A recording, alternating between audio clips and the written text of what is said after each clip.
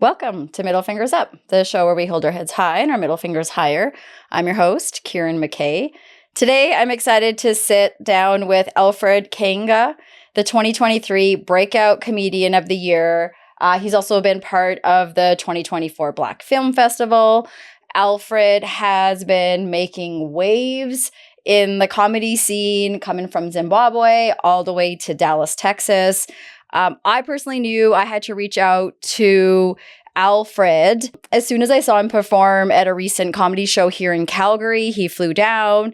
He was a headliner. I've never seen an audience laugh that hard. I personally cannot believe I laughed so hard too, because it takes a lot to laugh out loud a lot these days. Nothing really, surprises us. So here's to hoping we get to laugh like that again today, just so you guys get a taste of who Alfred is all about. Welcome, Alfred. Thank you so much for being here. I really appreciate your time. What's up, Kieran? Thank you so much for having me. How's it going?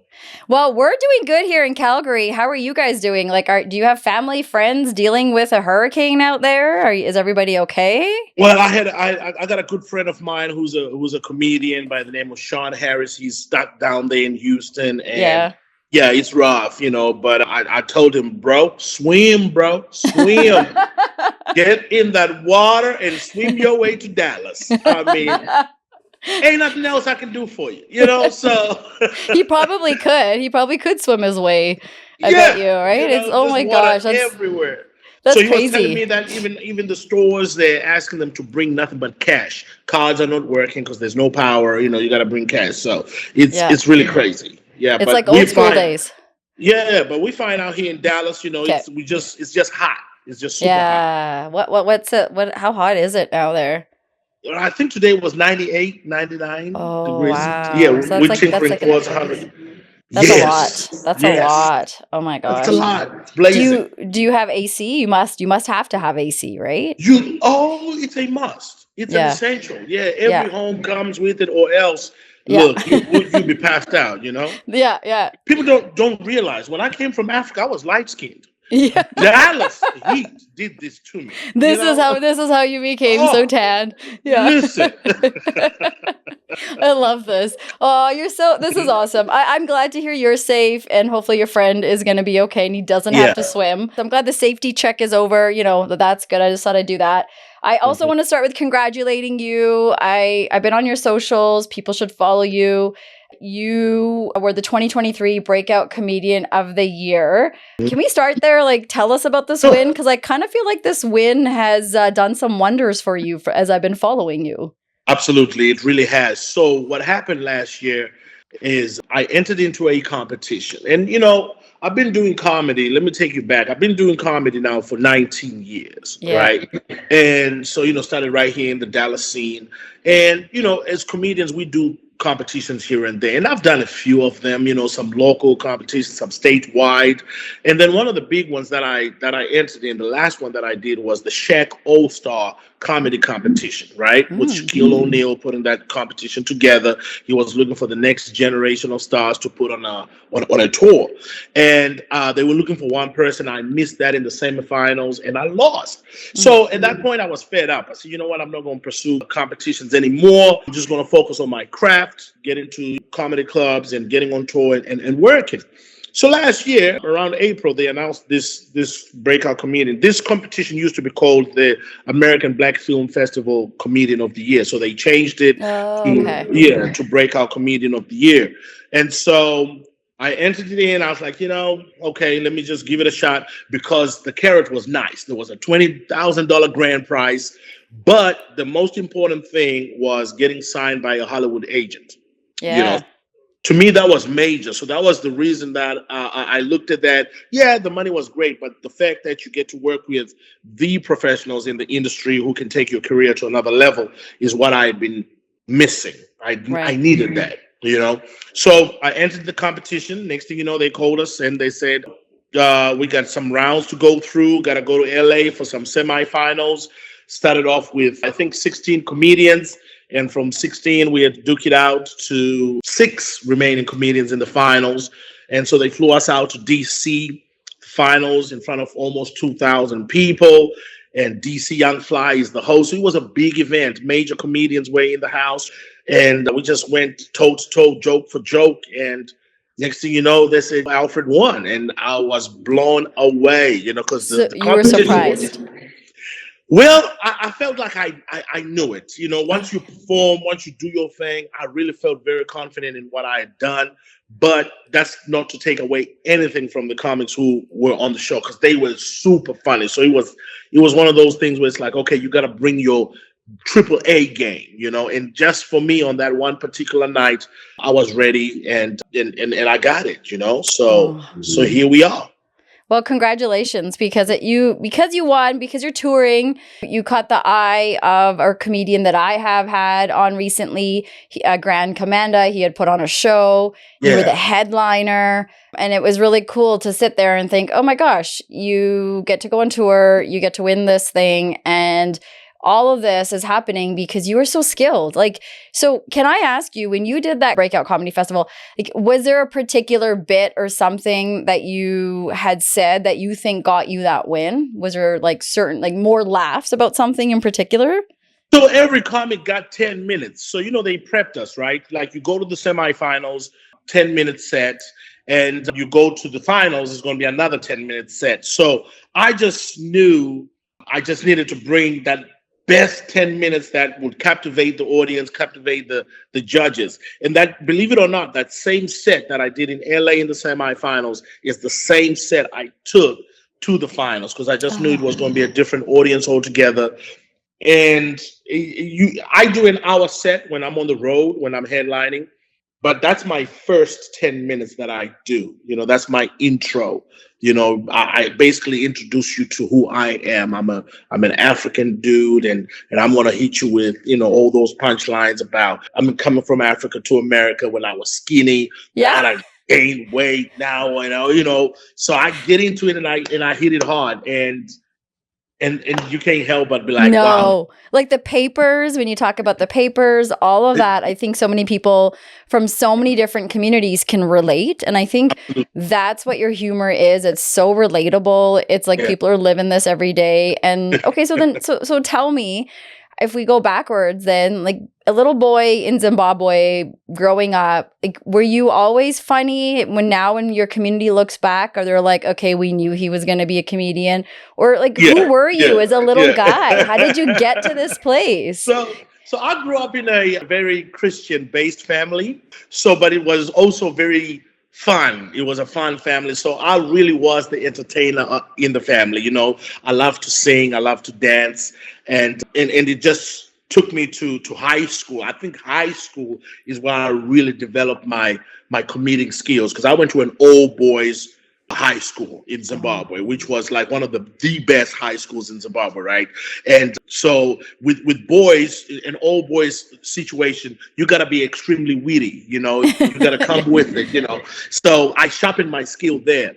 But we were also very exposed to international television. We grew up watching British sitcoms and American sitcoms. So I would take some of those lines that I would listen to on TV shows and take them back to school, make people laugh, but I never thought of it as a career, right? Hey? I was the guy who was leading the school war cries, just being silly, being goofy, having fun. I would get lashed for being stupid in school, for being funny. We had corporal punishment, right? Yeah, of course. Because that's what I thought was in our community, some similarities in our communities is I know growing up too, you're just being funny is not considered a skill or anything good. Right. It's right. You're goofy. No one's gonna take you seriously, right? And so you're not you're innocent shoved away early on. So that's why I'm how did you keep that? Because you brought it all the way across the world. It all the way. Yeah. Absolutely. So when I got here, I was in college, and I just kept my personality. And so my college friends and my workmates were like, dude, you're really funny. Have you ever thought about getting on stage? And then that's when the light bulb hit, okay, wait a minute. okay, I can get on stage, I can do this. And so it took me a while to get acclimatized with the environment. And after moving here, I think I got on stage for the first time ever in 2005, you know. And funny story there, but that's how Okay, well, that's how tell I us. started. What is the story? Did you bomb? So, Did you do so well? What? after I mustered all the courage, right?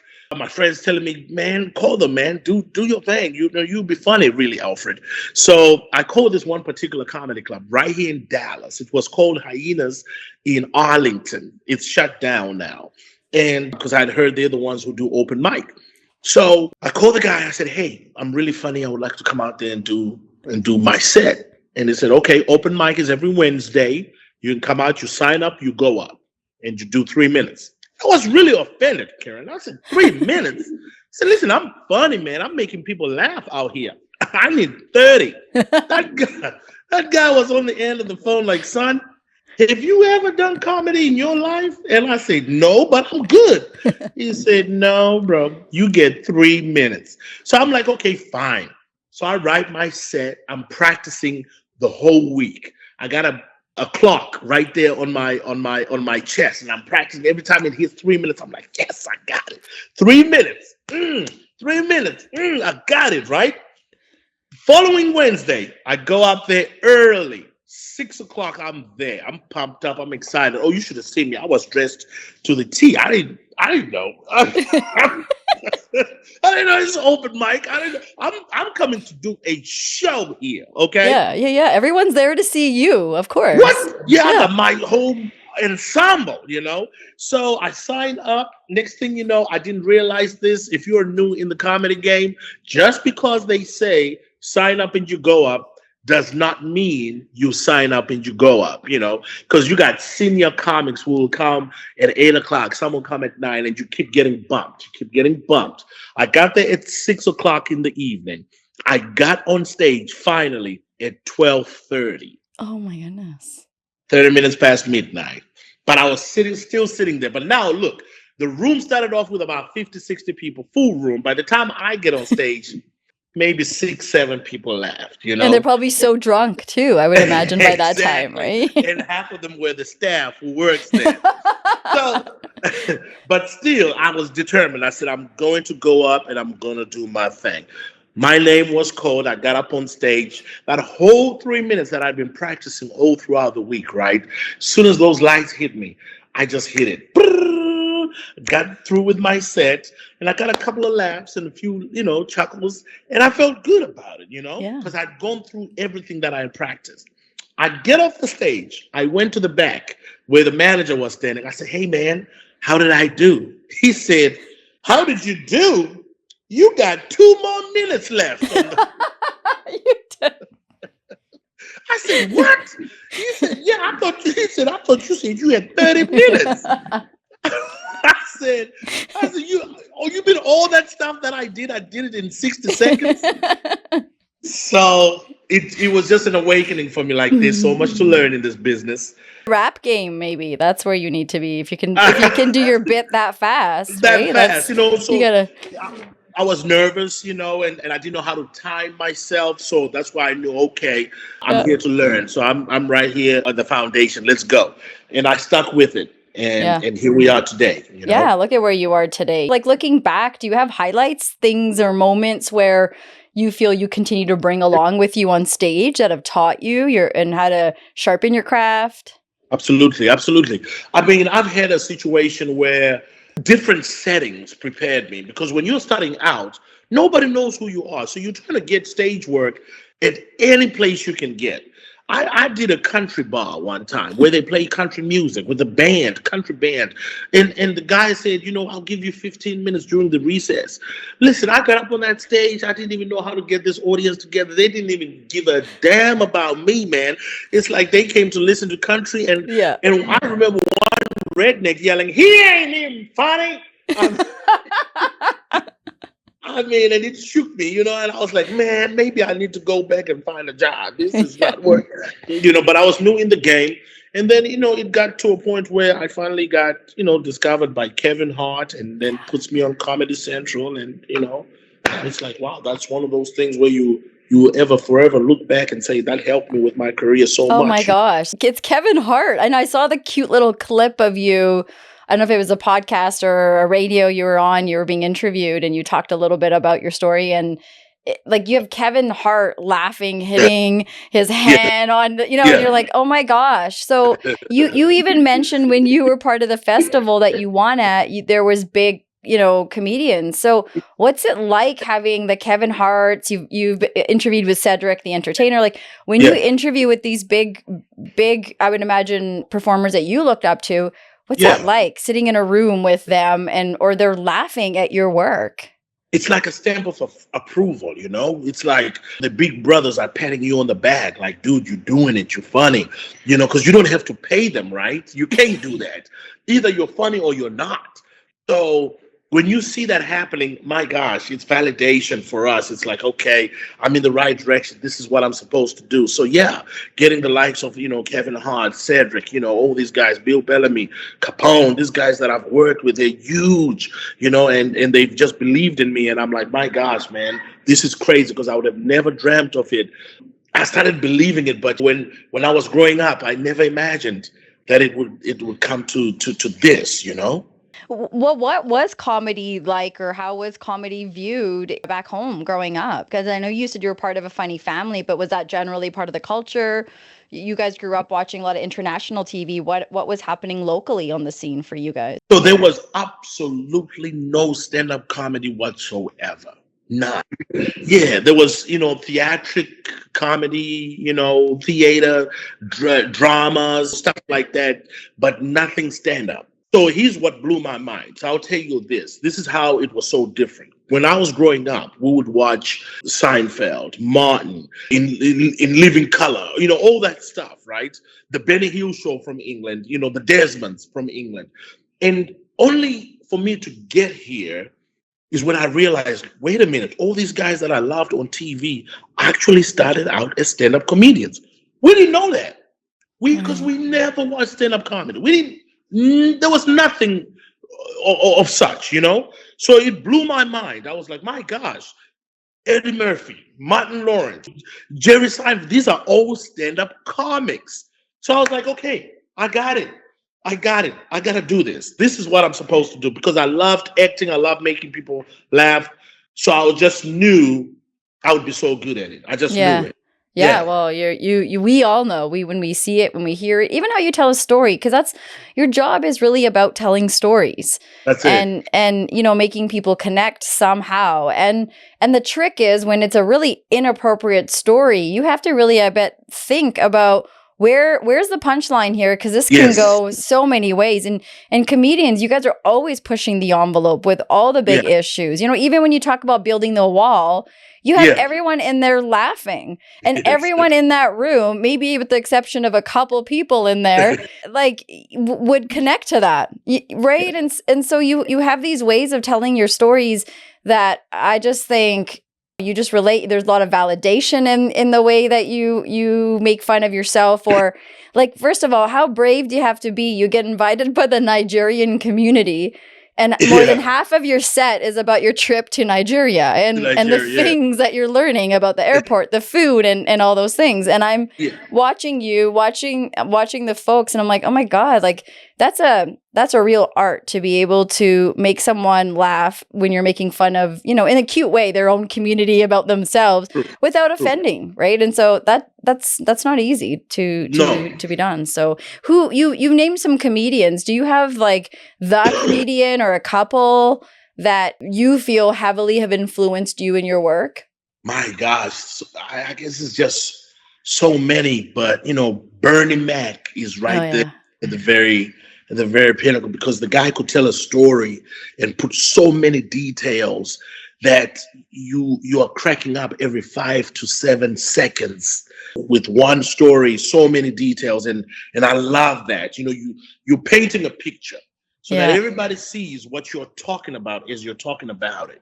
Right. You can the Milk and Cookies jokes with his little nieces. I mean, it's just hilarious the way that you paint that picture. So I love it. So that's where I think I drove most of my inspiration is, the best of the best like that. Right now, I'm fascinated with Bill Burr, Andrew Mm, Schultz, just the way that they tell stories, the way that they right. paint pictures, Ali Sadiq, so yeah, so many to Yeah, mention, so so many many. There's so greats. many. Yeah. And that's probably the cool thing is that it's a culture where there's so many different ways to tell a story. So you can learn from the Jerry Seinfelds and the Dave Chappelles and Yeah.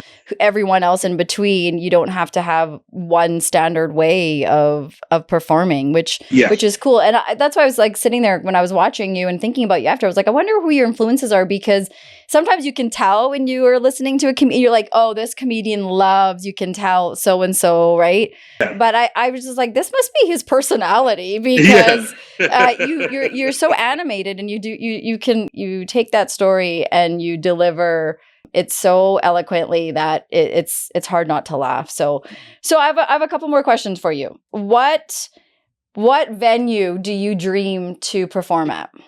Woo! My Yeah, let's God. take it serious though.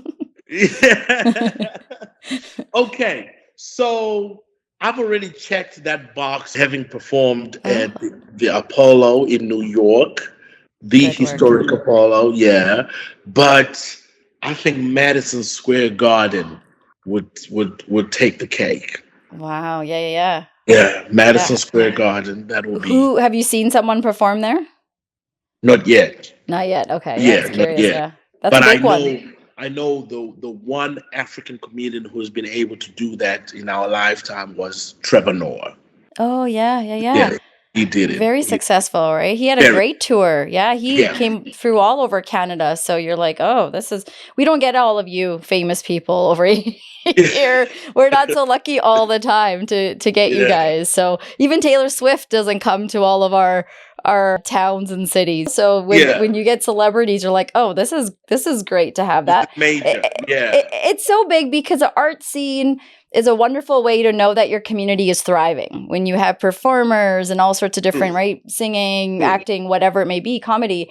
And I think the more we have hungry performers, like new people making their way, it just builds a different kind of energy within your community. And I think it inspires locals as well to think, Yeah, okay, like, even how you and I started before our recording, I got such a nice vibe from you. And I'm like, this is so cool to sit with you. You're so yeah, successful, but you have such a humble, you got your beautiful daughter helping you get your yeah. stuff Absolutely. together, right? And so I'm like, this is so cool to sit with you and get to know the human side of you because we get lost when we see people performing. We think that's who they are. Like, Right. how would you describe who you are outside of being on the stage? Would you be the same sort of man, or are there some differences? Are you I mean, quiet? Are you serious? I definitely have a serious side to me when I'm at home and I'm handling business. But still, I'm that type of person who always looks at the glass is always half full. So even if the chips are down, I'm still looking at it in a positive way. Like, man, there's something positive about this. That's why I'm able to tell even the negative stories and make them so funny after a while. Because it's like at the end of the day, let's just laugh about it. Because if Hmm. it ain't killed us, then we okay, right? Yeah, yeah, yeah. So there's so much going on in this world that if you allow it to just boil you down, oh, it will kill you. So let's Hmm. just laugh about it. And so yeah, you gotta have, I call it relaxed intensity. I'm Yeah. relaxed, but I'm intense at the same time. You know what I mean? I like that. Yeah, I do know what you mean. I think that's great for our mental health. Absolutely. Okay, so let's do our middle fingers up segment. I hope you remembered. I was going to ask you to share something that you can put your middle fingers up to. It can be something little, something funny, or you have an opportunity to say whatever it is that you want to. Let's put our middle fingers to this heat out here. Yeah, fucking. Woo, it's blazing, man. I'm telling you, you can't even do nothing out here. So you gotta wait till 8 o'clock at night to be able to go take a walk. So I'm like, it is hot, and people always Yeah. talk about, oh, but it's hotter in Africa. No, it's not. Not this kind of heat. You feel a difference, eh? Because then if that's what people say, that's interesting. Well, it's hot over there, and you're like, well, that doesn't help me. It's hot here too. Like, And you know what? It's those people who ain't never been there before who try to tell you how hot it is out there. Like, oh, really now? Oh, tell me about your experience over there. Huh? Yeah, when was the last time you were vacationing in Africa? Please tell us. Yeah, what resort did you stay at? Yeah. Middle fingers to that, because it is hot. I mean, I can't compare to the Texas heat. I've been to Houston a few times, and I don't know why, but we went in July last year, and you can't. Everything sticks, everything's still, and you can't function at all. So yeah, I hear you. Middle fingers up to that for sure. Yeah, I have a middle fingers up today too.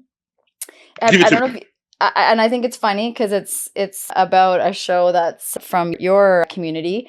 I don't know if you've watched the Netflix special on the Dallas Cowboys cheerleaders. Have you seen that on Netflix? No. You're like, why would I watch it? Good for you to not waste your time. But I did it. And when you have these stupid shows, you watch them, then you get sucked into it. And then my kids are crying for me. And I'm like, I'm sorry, I'm lost to binge watching now for the next few days. You will not have a mother because I'm going to be on the couch watching this show. And it's disgusting and it's sad. And my middle fingers are going up to the fact that we continue to push these beauty standards on these women that are 18, 20, 24. It's so bad that they think that their life is over at 24, 25 when they're done doing their residency or whatever you want to call it as a cheerleader. Yeah. And honestly, you watch their auditions, it's harder to become a Dallas Cowboys cheerleader than the actual football player, I feel. There's no way the football players have to go through what these women have to. And it always comes down to one thing, what they look like. There's a stereotype. They talk about it. They look for it.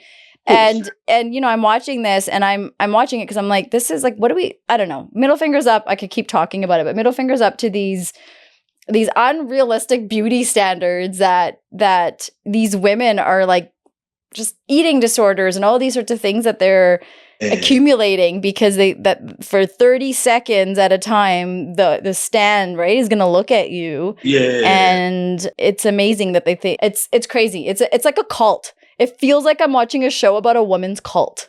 Wow. It's so brutal. It's just they will freeze frame your shot after, let's say you were cheerleading at a game. And then, football players have Monday morning notes after a game, and they do the same for the cheerleaders, and they will look at the video of them and say, okay, you can't wear that makeup.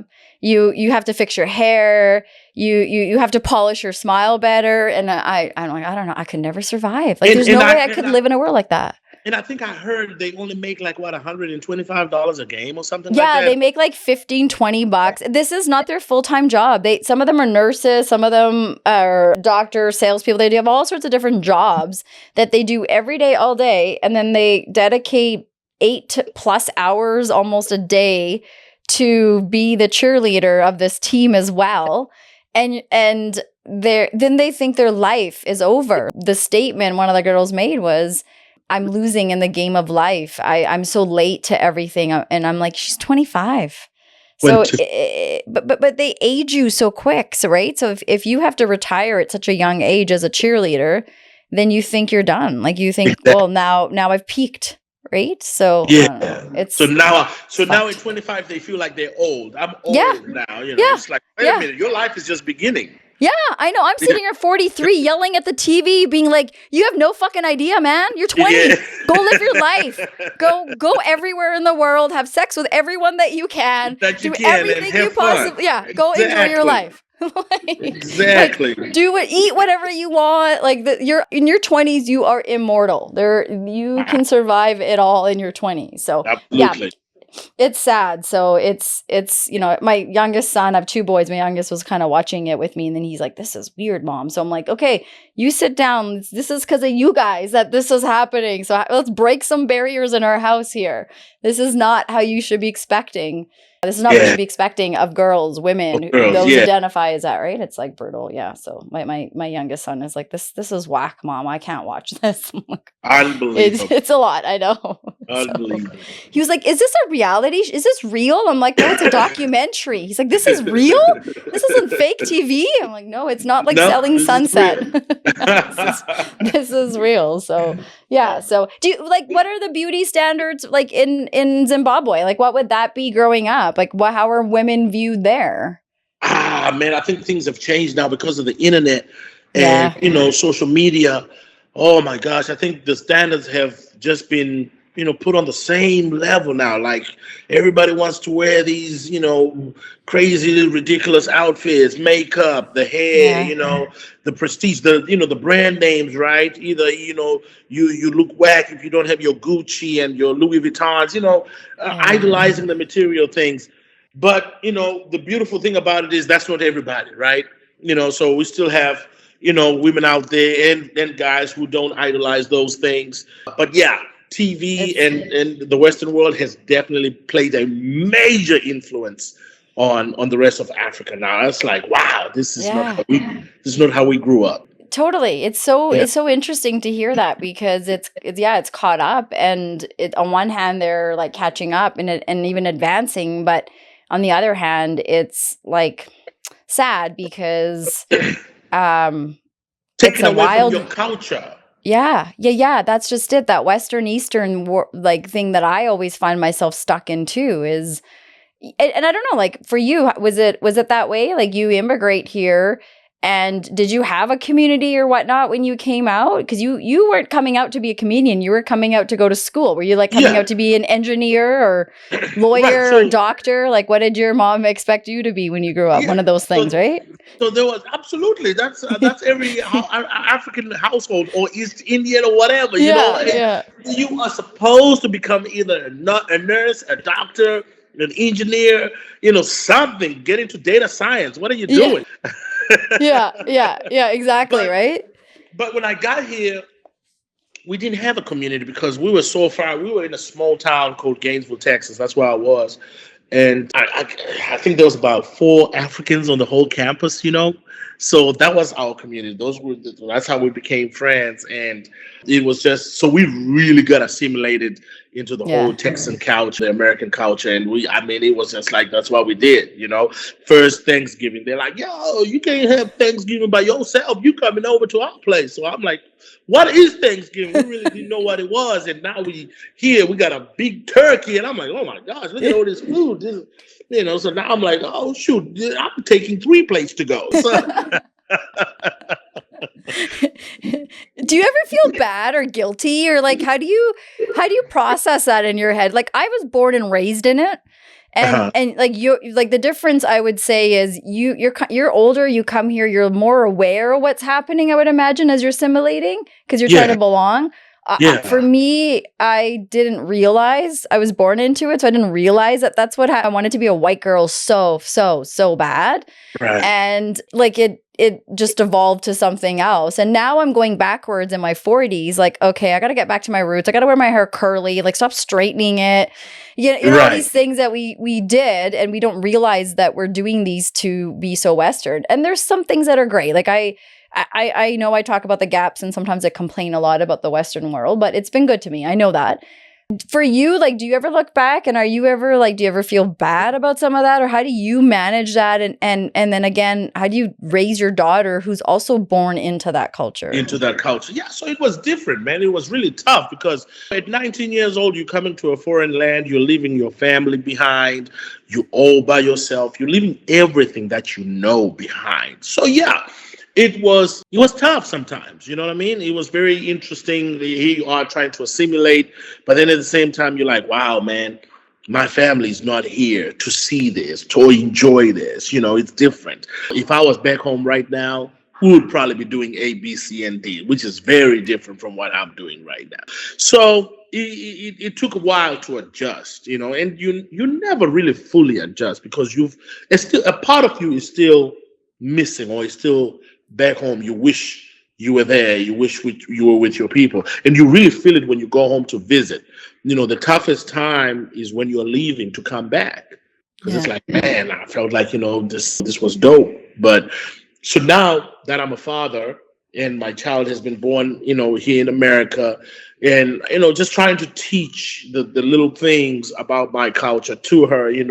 We cook the meals together. She loves the African dishes that I make, teaching her my language. So all those things, man, they're very important. But at the same time, you still got to remember, yeah, she is American. This, I can't give her the whole African experience at the end of the day. Yeah. Because if I did, I'll tell her no shoes when we walk to the swimming pool. You walking barefooted, play outside until 6 o'clock at night.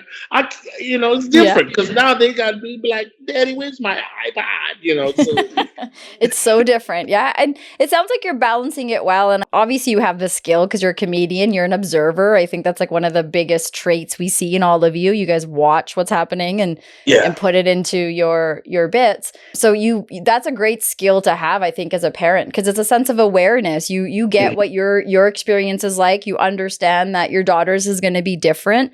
And, we don't own our children as we learn. Only when we maybe become a parent, we're like, oh yeah, crap, we don't own our children. And so I think that's a balanced way, because we're figuring that out too at home here too. Like, how do you help the kids balance what cultures they're from, as well as honor the fact that they are from here, this part of the world. But sometimes we get lost in it, and sometimes someone says something and you're like, that's it. You're fully Indian now. That's it. Today we only listen to Indian music, and that's it. Yeah. That's it. I gotta tell you something about Zimbabwe. I don't know if you know this, but we had an extremely large Indian community. Oh. Absolutely. So the high school that I went to was very diverse. We had obviously our Black Africans, and we had the white students, but we also had Indian boys, the Patels, and the Sikhs, So it was really dope, because that's how I knew about, masala tea and the curry powders and the curry dishes. So it was huge. One of my very good friends, his name was Faisal Materia, was an Indian dude. Yeah. So that's awesome. That's so cool. Yeah. So I grew up knowing that. So in my high school, we knew, like, different sports belonged to different races, right? Oh, yes. So soccer, football was the black boys, and a few white boys here and there. Rugby was all the white boys and the big black boys. Cricket was the Indian boys. And badminton, and squash, anything with a stick. I don't know what it is with you Indian folks. Your sport gotta have a stick in the hand. You can't play nothing without a stick. And you know what? It's the same thing when we get beat. There's always a stick in our mom or dad's hand. So I don't know. We love our sticks. I don't know what it is. It's a good point. Yeah, wooden spoons all around. So. Oh my God. Oh, that's so funny. All right. Well, let's talk a little bit about, before we wrap up, like, first of all, advice. I want to know if there's people that out there trying to, in their own community, look, you're paving the way for your community. And I don't know if you're acknowledging that as much as you do or not. But I hear a lot of, like you said, you're one of the first from your community to do what you're doing, and you're representing, and representation is very important. Absolutely. And so I think congratulations to that. Congratulations to people like Grand who are doing the same thing, trying to pave a new way. And I think if there's other people from a minority community trying to get into comedy, you're trying to get out there in the entertainment world, and don't live in the world of nepotism, what advice do you have? What feedback do you have for people to keep that hunger, to keep going? If you got that dream, believe in yourself, see it manifesting into your vision, into fruition, and don't ever let anybody tell you can't do it. That's it. And that anybody can be your family members, can be your friends, can be a stranger. Don't let anybody ever tell you cannot do it. I remember when I first started doing comedy here in Dallas, there was one guy who was doing really well back then. He had made a couple of TV appearances. And one day I'm at an open mic, and he came up to me and he said, "Yeah, I don't think this is going to work for you. You probably need to do shows at the Boys and Girls Club." Oh my God. Wow. Hey. Now, here we are years later. He's not doing comedy anymore. He's faded out, and bam, here I am. Now, had I taken that word, I would be doing dumb puppet shows at a Boys and Girls Club. You hear me? I'm like, Like, that's crazy. no, I don't think any kids would be hanging out with puppet shows and you. Like, I can't even imagine that. Like, no, that's Yeah, not for you. You don't know. yeah, But you know what? I think that's a sad thing, and your story is an example of this happens. Like, competition versus collaboration. We see something good in someone, and automatically we think we're insecure, we're not good enough. And instead of yeah, rising people and thinking this guy's success can also help me as well. Like, if we, especially if we're coming from those minority communities, like you have someone that's making it in comedy wherever, that's a huge win for your community. That's about absolutely. representing. And when people try to stop that or get in the way, I don't know, man. That's your own shit. And like karma, Yeah, right? Come back. And exactly. you know there's no hunger there, because anyone that has ever been hungry and had to fight for it, they would say what you're saying, which is keep doing it, keep fighting for it. Doing Like, it. don't stop, Yeah, because you know yeah. that guy, you probably owe him a thank you because of him. Look at where you are. Absolutely. Hey? Absolutely. That's very true. That's very true. Yeah. So everybody belongs, right? There's something special Yeah. that you are giving, Karan. There's something special that I'm giving. So we all have our space. Yeah. And, that's why we all have different fingerprints, because we are different. We're filling in a different gap. So run Well with said. it. Yeah. Well said. I love it. Okay, so is there anything today that like you wish I had asked, or that you want to go get into or talk about that maybe we didn't cover? Gosh, I think we covered stuff that I didn't even think we were going to talk about. So this was pretty Oh, cool. that's Very, awesome. very refreshing, because sometimes you go, through these interviews, these podcasts, and they end up being the same. But this was cool because you were definitely engaged. You're giving your opinion. You're giving your stories, and I like that. So we dug deep. So Oh, yeah, this was cool. I love that. That means you're gonna come back. So that's great. Now, Yes, now, now let's do you're now that. you're like hooked. Too bad. I'm like Yeah, fungus. I grow and I don't leave. So you're I'm stuck with okay me. with it. Um, how about two things? We're gonna do a call to action. So something that the people listening today, if there's only one thing that they heard you say or one thing that they take from this, what would they want that to be? What would you want that to be for them? Well, I would say hopefully that you dream big, you act big, you will get big. Don't ever limit yourself. It's unbelievable the things that I've been able to do that I'm a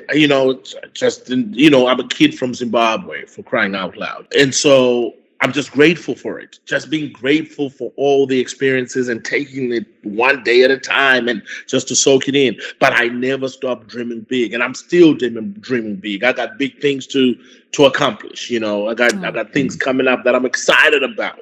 So yeah, we keep thriving. Either you stay green as you're growing, or you ripen and you're dying. And I'm not ready to ripen and die yet. I'm still No. green and growing. Yeah, I do, and I love Yeah. that. So what are those big things? Like what can we expect to see from you in the next little bit? What should we look forward to? What's coming? What should we, I know you have a couple shows Yeah. coming up, and so what's next for you? I can't say much about the details or the network, Oh, but okay. we are working on a special. So be on the lookout for that. Yes. Oh, I'm so So excited. there's I can't wait. absolutely, yeah. So that's why I'm out here working, and I'm on tour right now. All over the place, doing a lot of different cities and countries as well. So yeah, but that's Do you have a special. favorite place that you've performed, like a city or a country that the energy just was you wish you could have that again? Man. The Caribbean islands are crazy. Yeah. I've done Jamaica and I've done St. Martin Islands. I've done St. Martin Islands twice, and every time I've been there, it's just been ridiculous. Nigeria is right up there too. They give you energy. Uganda, my gosh. Love it. Cleveland, Ohio. I mean, it's crazy. I have so many different Yeah, places, yeah. right? Where the Yeah. energy's just been, amazing. So I love it. I really love what I'm doing. I owe comedy a lot, and it's loving me back right now, and I Yeah. appreciate that for it. Good. And enjoy every moment of it. And lastly, where can people find you? Okay, so I'm on all the social media platforms, and my handles are very simple. It's Alfred Kainga. It's ALFRED KAINGA. They can also find me on ChristianMingle.com, IndiansForAfricans.com. I'm just kidding. I'm kidding. That last one I'm very curious about, actually. Yeah. I don't know if it's there or not. You know, I might have heard about it, but Yeah. I don't know. Yeah. But oh, I love that. Okay, well, we'll also post this when your episode comes out. I think it'll probably be coming out next week. Maybe I will get in touch with you about that. And we're gonna keep looking out for you and what's coming next. I love going on your socials. You have really funny things. You have your little bit that you do when you're drinking your coffee, little coffee moment thoughts that come up. Yeah. So adorable. And so just keep doing that, man. We need to laugh. We need that in this world. Thank you for making your way to North America and listening to your friends. I hope those friends that got you into comedy, I really hope that they're still connected with you because of them. Very much so. Yeah. Look at where you are. Like, that's a huge thing that they got you into it. It really is, very much so. They were able to identify it and encourage me to take, a path, and here we are. So I'm grateful for it, Yeah, for sure. All right, man. Thank you so much for your time. I really appreciate it. Sure. Thank you so much.